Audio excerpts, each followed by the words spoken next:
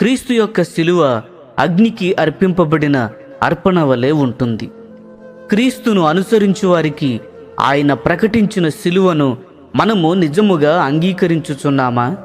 అలా అయితే శిలువ మనకు బోధించే వర్తమానము మనము తప్పక మరణింపవలెను. అవును, ఎప్పుడైతే గోధుమ గింజ భూమిలో పడినప్పుడు అది కాళ్ల క్రింద తొక్కబడును, మరియు దాని మెరిసే బాహ్య పొర అరిగి విరిగిపోవును. ఆ గోధుమ గింజ తన స్వంత అందమును ఎంతమాత్రమూ కలిగి ఉండదు.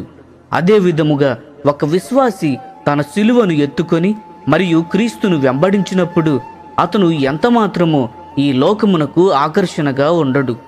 ఈ లోకము ఆయనను తృణీకరించును. శిలువకు ముందు ఆయనలో ఎక్కువ సౌందర్యమును కనుగొనవచ్చు.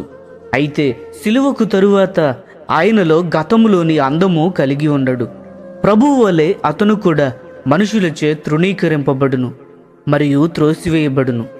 పాత నిబంధన కాలములో అర్పణను బలిపీఠంపై పెట్టినప్పుడు అగ్ని బూడిదగా అర్పణను మార్చు వరకు దహించును. ఇప్పుడు క్రీస్తు శిలువ మనుషులను మరణమునకు నడిపించును. ప్రభువునకు సత్యముతో సమర్పించుకున్న జీవితమే దీనికి నిజమైన అర్థము. దీనిలో ఎటువంటి మార్పు లేదు. కాబట్టి ఎవరైతే వారి జీవితమును దేవునికి అర్పించుదురో వారు దేవుని యొక్క అగ్నిచే దహింపబడవలెను.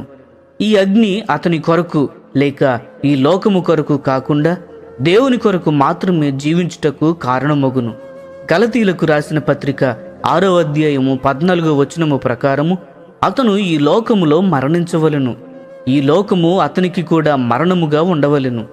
అయితే క్రైస్తవ లోకము ఈ రోజులలో ఈ వర్తమానమును తృణీకరిస్తుంది. ఎందుకనగా ఎంతో ఉన్నతమైన ఒప్పందమును గురించి మాత్రమే అది మాట్లాడుతుంది. ఏమైనప్పటికీ మనుష్యుడు తప్పనిసరిగా శిలువను ఎత్తుకొనవలెను అనున్నది మన రక్షకుని యొక్క పిలుపు. ఇది మాత్రమే నిజముగా సమర్పింపబడుట మరియు దేవుణ్ణి సంతోషపరచుట.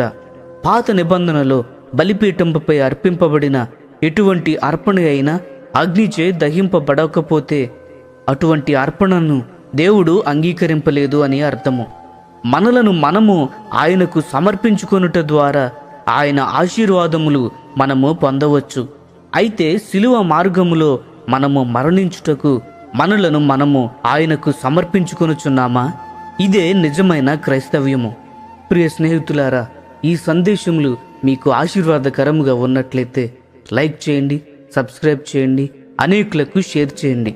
మీ విలువైన అభిప్రాయములను కామెంట్ రూపంలో మాతో పంచుకొనండి.